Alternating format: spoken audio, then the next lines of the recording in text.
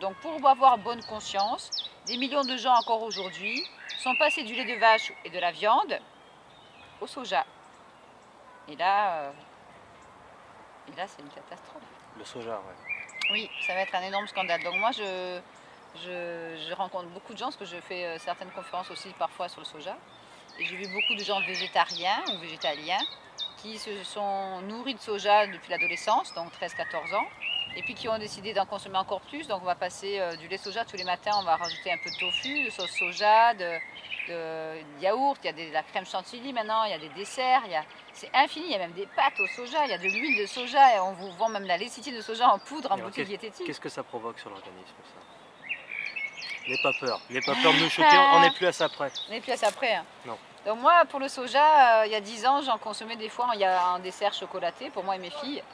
Et quand Mélodie, ma fille aînée qui a 18 ans, était petite, je les ai allaitées très longtemps toutes les deux. Et comme elle faisait de l'eczéma quand je donnais du lait de vache complet, en entier, j'avais donné du lait soja et du édulcoré au jus de pomme il y a 18 ans maintenant. Et donc, mais pas longtemps, j'ai dû faire 2-3 mois, c'est tout. Maintenant, aujourd'hui, on se retrouve avec des adolescents de 19-20 ans qui ont été élevés au lait de soja. Et là, ils ont souvent des problèmes de croissance, donc ils arrêtent de grandir à 14-15 ans alors qu'ils ont... et puis ça ne grandit plus. Ils peuvent avoir des problèmes d'apprentissage, mais aussi des problèmes osseux parce que le soja va empêcher la fixation du calcium. J'ai une maman qui a 3 enfants, 10, 12 ans et 19 ans. Et celui de 19 ans a mangé tellement de produits au soja toute son enfance, il a la colonne vertébrale abîmée, il ne peut plus jouer au foot. Je dis, vous jetez tout de suite, parce que ça peut faire aussi des dérèglements hormonaux, hein, ça contient des phytoestrogènes. Et donc il y a des ados, ils se mettent à boire du lait de soja tous les matins. Et donc au bout d'un an, à 17 ans, il a un sein qui commence à pousser, des boutons, des cheveux de plus en plus fins. Alors, au niveau toxicologique, ce qui est intéressant, c'est que le soja peut altérer la qualité des cheveux, des poils, des sourcils, de tout le corps, de tout le système pileux. Alors que l'aspartame, lui, va faire un dérèglement autre, il va faire tomber les cheveux sur le dessus de la tête et va repousser les poils ailleurs. C'est passionnant quelque part. Au niveau toxicologie, c'est moins drôle pour ceux qui en consomment. Et donc j'ai eu différents cas, surtout les 30-35 ans, qui consomment beaucoup de produits au soja à outrance. Donc c'est trop, c'est pas juste comme un condiment, comme certains asiatiques de temps en temps.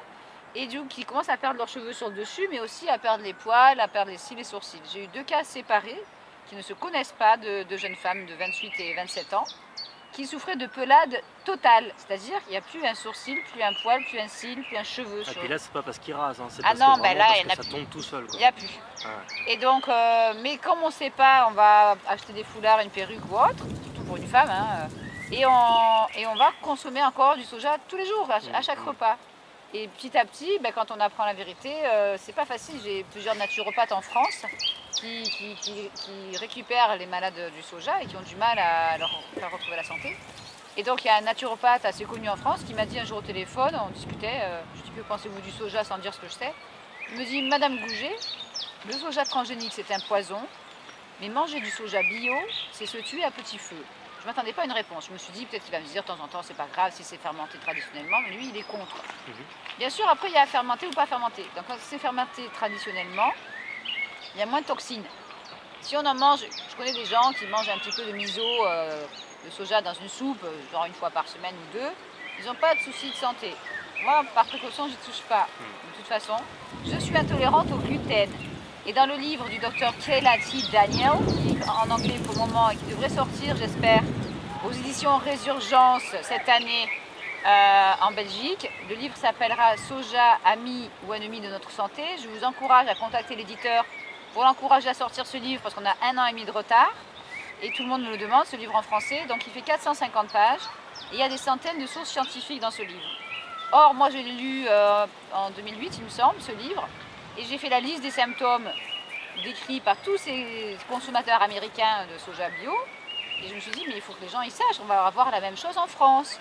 Et donc j'ai eu beaucoup de mal à trouver un éditeur pour le faire en français. J'espère qu'il va sortir cette année, par pitié. J'espère que les éditions Résurgence vont m'entendre et vont vraiment sortir. J'ai fait la préface avec quelqu'un d'autre, un médecin. Et donc du coup j'ai rencontré non pas 10 ou 15 personnes, mais des centaines de gens de 5 ans à 75 ans qui ont pris de plus en plus de produits au soja, qui ont des trous de mémoire, qui ont des problèmes de poids, de cheveux, de thyroïde aussi, énormément de problèmes de thyroïde, de migraines, ça commence souvent par là. Donc j'ai une dame qui prenait juste du lait de soja le matin pendant 10 ans, elle avait des migraines à répétition, elle a fait plein d'examens, trouvait pas d'où ça venait. Il n'y a pas un médecin qui lui a dit ça vient du soja. Pourtant, elle ne mangeait pas de glutamate à côté ni d'aspartame. Donc on fait par élimination. On voit ce que mange la personne et on élimine ce qui peut provoquer les migraines. Il y a aussi les ondes qui peuvent faire des migraines. Il y a aussi des fois du gluten ou des fois des produits laitiers. Et donc cette femme, elle a pris du lait soja pendant 10 ans.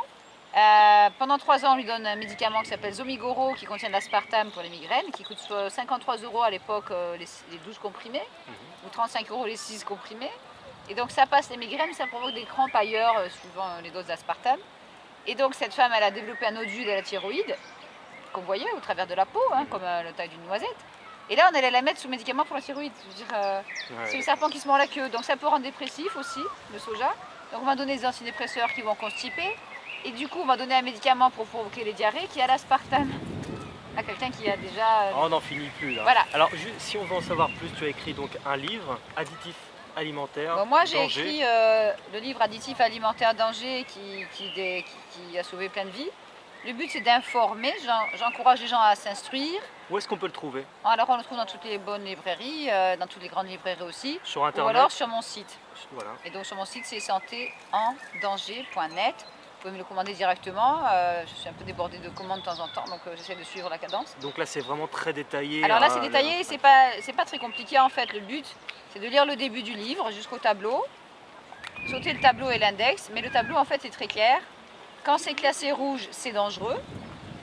Là, on marque sur le côté la marque du produit, parce que j'ai cité aucune marque à part des bonnes marques, mais je n'ai pas cité de marque toxique dans mon livre. Donc là, on marque, j'ai trouvé ça dans tel et tel produit. On entoure les effets secondaires.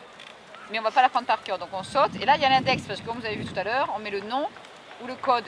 Et quand c'est les arrange, ils mettent que des noms. Comme ça, les mamans disent, il n'y a pas de E, j'achète. Sur un paquet de bonbons, il y a plus marqué E133, c'est bien. Donc là, on va bien lire la partie aspartame. Je l'ai fait encore lire tout à l'heure dans le train à une jeune femme de 24 ans qui mâchait un chewing-gum. Elle a lu les effets secondaires d'aspartame. Elle n'a pas osé me dire ce dont elle souffrait. J'avais vu que sa jambe tremblait, c'est un des symptômes de l'aspartame aussi. Elle a pris un morceau de papier, elle a mis son chewing-gum dedans, elle l'a jeté. Elle me dit, mais personne ne nous le dit ça.